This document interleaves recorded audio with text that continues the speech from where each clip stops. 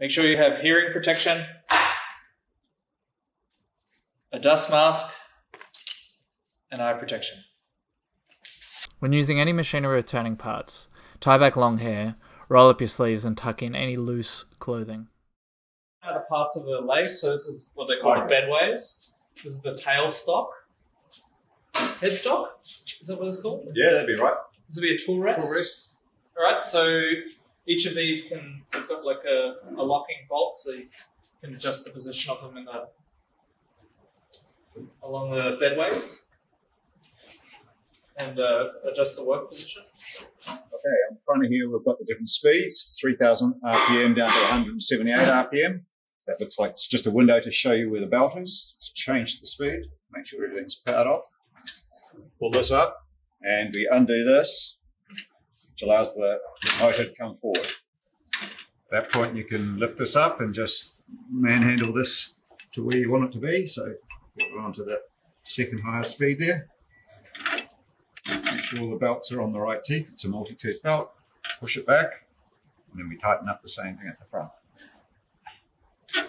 Close it down, and they're on the new speed. Okay, if you're going to tighten some wood in here, you're going to have a hole in the back of the wood for this mortise to fit into, to grip, and it grips by coming out and tightening into that hole that we've just created. So to get that to work, you want to lock the chuck, which you do by turning this until it flips in, and that won't turn anymore. And now you can use these two. You can see this opens that up. This can be used if you haven't got the chuck locked, because you can then rotate it around. So it's just two ways of doing the same thing. So you're just going to take that out until it's tightened and holding the wood in a solid position. When you're holding a bit of wood in here, depending on how stable it is, if it's not stable, you're going to have to support it with the tailstock. And this tailstock, you just bring it up to the back, tighten it up, and now you can. Now he doesn't know what he's doing. There you go.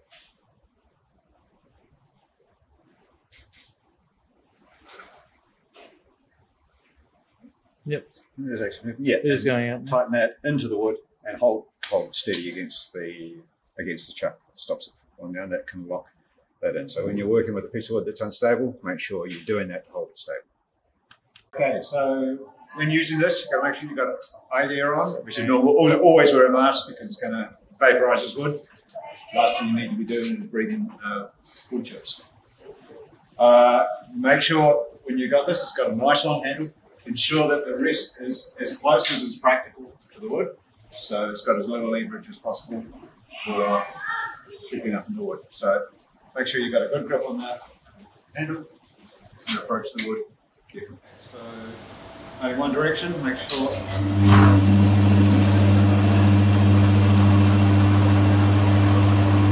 Come and approach the wood. Keep a firm hand against here so you've got control of it.